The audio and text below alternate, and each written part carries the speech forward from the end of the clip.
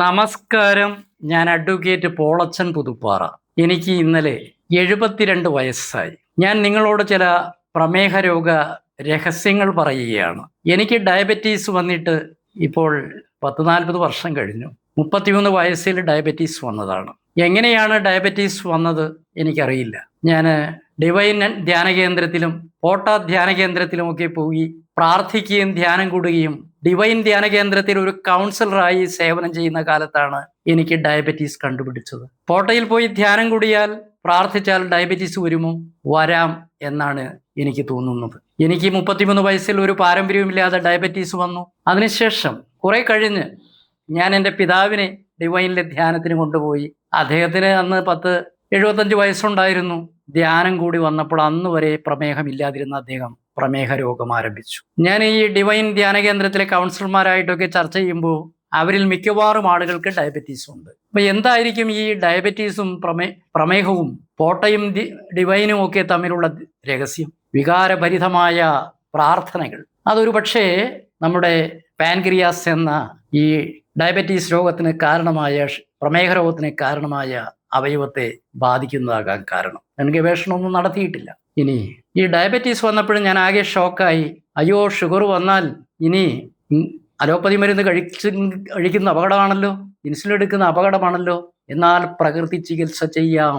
ഞങ്ങളുടെ അടുത്ത് ഒരു വലിയ പ്രകൃതി ചികിത്സാ കേന്ദ്രം സിസ്റ്റേഴ്സൊക്കെ നടത്തുന്ന അങ്ങ് ഇളവൂരടുത്ത് ഒരു പ്രകൃതി ചികിത്സാ കേന്ദ്രമുണ്ട്. അവിടെ പോയി പ്രമേഹമൊക്കെ മാറ്റിത്തരാം. ഒരു മാസക്കാലം കിടന്ന് ചികിത്സിച്ചു. ഡയബറ്റീസ് മാറും എന്ന വാഗ്ദാനം മാറുകയില്ല എന്ന സത്യം ഞാൻ മനസ്സിലാക്കി. ഭക്ഷണം ക്രമീകരിച്ചാൽ കുറേയേറെ ഷുഗർ ലെവൽ കുറയുമായിരിക്കും. അപ്പോൾ പ്രകൃതി ചികിത്സ എന്ന് പറയുന്നതും ഒരു ഭക്ഷണ നിയന്ത്രണവും ആരോഗ്യത്തിനും ഒക്കെ നല്ലതാണെങ്കിൽ പോലും ഡയബറ്റീസ് ഒരിക്കൽ വന്നാൽ മാറുകയില്ല എന്നത് പ്രകൃതി ചികിത്സകന്മാർ തങ്ങളുടെ ചികിത്സ കൊണ്ട് ഡയബറ്റീസ് മാറിയെന്ന് പലപ്പോഴും സാക്ഷ്യപ്പെടുത്തിയിട്ടുണ്ട്. ഡിവൈനിൽ വന്ന് ധ്യാനം കൂടി ഡയബറ്റീസ് മാറിയെന്നും സാക്ഷ്യങ്ങൾ പലരും പറഞ്ഞിട്ടുണ്ട്. അവസാനം ഞാൻ ഇവരെയൊക്കെ വെല്ലുവിളിച്ചുകൊണ്ട് ഞാൻ ക്രൈമിൽ ഒരു ലേഖനം എഴുതി. ഡയബറ്റീസ് മാറി എന്ന് പറയുന്ന നിങ്ങൾക്ക് ഞാനൊരു 5 ലഡു തരാം. അത് തിന്നിട്ട് നിങ്ങൾക്ക് ഷുഗർ കൂടിയില്ലെങ്കിൽ ഞാൻ അങ്ങോട്ട് 1,00,000 രൂപ തരാമെന്ന് 1995 ഞാൻ ക്രൈം വാരികയിലൂടെ ഒരു വെല്ലുവിളി തന്നെ നടത്തേണ്ടി വന്നു എനിക്ക്. ഇനി ഇങ്ങനെ ഡയബറ്റീസ് വന്നെങ്കിലും പിന്നീട് ടാബ്ലറ്റ്സ് ഒക്കെ 1, 2, 3 അങ്ങനെ കഴിച്ച് അവസാനം ഇൻസുലിൻ എടുക്കാൻ തുടങ്ങി. അങ്ങനെ ഇൻസുലിൻ എടുത്തുകൊണ്ടിരിക്കുമ്പോൾ സംഭവിച്ച 2-3 വിഡ്ഢിത്തരങ്ങളാണ് ഞാൻ പറയാൻ പോകുന്നത്. മിക്സ്റ്റാർഡ് എന്ന് പറയുന്ന ഒരു ഇൻസുലിനാണ് ഞാൻ എടുത്തുകൊണ്ടിരുന്നത്. അപ്പോൾ അത് വേണ്ടത്ര ഒരു നിയന്ത്രണം ബ്ലഡ് ഷുഗറിന് ഇല്ല എന്ന് തോന്നിയപ്പോൾ രാജഗിരി ഹോസ്പിറ്റലിൽ ചെന്നപ്പോൾ അവിടുത്തെ വിദഗ്ധനായ ഒരു ഡോക്ടർ എന്നോട് പറഞ്ഞു, ഞാൻ നല്ലൊരു ഫോറിൻ ഇൻസുലിൻ തരാം, റൈസോഡെക്. വില 1000-1200 രൂപ വരും. ഓക്കെ, 24 മണിക്കൂർ പ്രവർത്തിക്കുന്നതാണത്. അതിന് പെട്ടെന്ന് ഫലം കാണുന്നതും ദീർഘകാലം ഫലം ചെയ്യുന്നതൊക്കെയുള്ള 2 ഘടകങ്ങളുണ്ട്.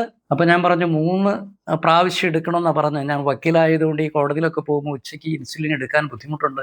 കുഴപ്പമില്ല, രാവിലെയും വൈകിട്ടും എടുത്താൽ മതി എന്ന് പറയുകയാണ്. പക്ഷെ അങ്ങനെ കുറച്ച് നാളെടുത്തപ്പോഴേ വൈകിട്ട് വരുമ്പോൾ ഷുഗർ ലെവല് 10-300 ആകുന്നു. അങ്ങനെ എനിക്ക് അങ്കമാലിയിൽ തന്നെ പരിചയമുള്ള ഒരു സുഹൃത്തായ ഡോക്ടർ ഡോർഫിയെ കാണുകയാണ്.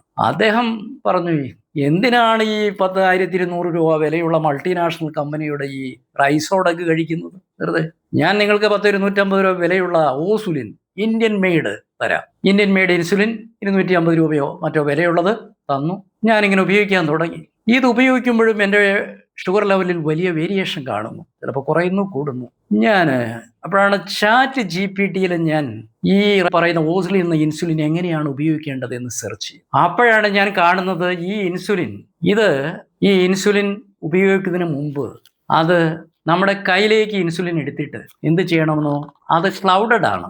അത് ക്ലൗഡഡ് ആയിട്ടുള്ള ആ ഇൻസുലിൻ രണ്ടും തമ്മിൽ മിക്സ് ചെയ്യാൻ വേണ്ടിയിട്ട് നമ്മുടെ കയ്യിൽ വെച്ചുകൊണ്ട് ഇത് 10 പ്രാവശ്യം ഇങ്ങനെയും 10 പ്രാവശ്യം ഇങ്ങനെയും കറക്കണം. എന്നിട്ട് മാത്രമേ ഇൻസുലിൻ ഉപയോഗിക്കാവൂ. എന്നോട് ഡോക്ടർ ഇത് പറഞ്ഞില്ല. എന്നോട് ഈ പേനയും ഒക്കെ തന്ന നേഴ്സും അത് പറഞ്ഞില്ല. അവസാനം ഞാൻ ചെന്ന് ഡോക്ടറോടും അത് തന്ന നേഴ്സിനോടും ചോദിച്ചപ്പോഴാണ് പറയുന്നത്, സാറിന് അറിയാമെന്ന് വിചാരിച്ച് ഇതാണ് ആദ്യം പറ്റിയ മണ്ടത്തരം. അപ്പോഴാണ് ഞാൻ ഓർക്കുന്നത്, മിക്സ്റ്റാർഡ് എന്ന് പറയുന്ന നേരത്തെ ഉപയോഗിച്ചിരുന്ന ആ ഇൻസുലിൻ ഉണ്ടല്ലോ, അതെങ്ങനെയാണ് ഉപയോഗിക്കേണ്ടത്? അതും ഇതുപോലെ തന്നെയാണ്. 10 പ്രാവശ്യം കറക്കണം കയ്യിൽ വെച്ച്. അങ്ങനെയാണെങ്കിലേ അത് പൂർണ്ണമായിട്ട് അതിൻ്റെ ഫലം കിട്ടുകയുള്ളൂ. ഇത് ഡോക്ടർ ഒരിക്കലും എന്നോട് പറഞ്ഞിട്ടില്ല, പഠിപ്പിച്ചിട്ടില്ല. ഡോക്ടർമാർക്ക് മരുന്ന് കൊടുക്കണം എന്നല്ലാതെ അവർ കൂടുതൽ രോഗികളായി മാറുകയും ചികിത്സ കിട്ടുകയും ചെയ്യണമെന്നല്ലാതെ എല്ലാ ഡോക്ടർമാരും അങ്ങനെയാണെന്ന് പറയുന്നില്ല. അപ്പൊ ചോദിക്കും, ഡോക്ടർമാരെ പോലെ തന്നെയല്ലേ വക്കീലന്മാർ? ശരിയാണ്. ഡോക്ടറെയും വക്കീലിനെയും നിങ്ങൾ പൂർണ്ണമായിട്ട് ഒരിക്കലും വിശ്വസിക്കരുത്. അവരുടെ അറിവ് ഒരിക്കലും പൂർണ്ണമല്ല.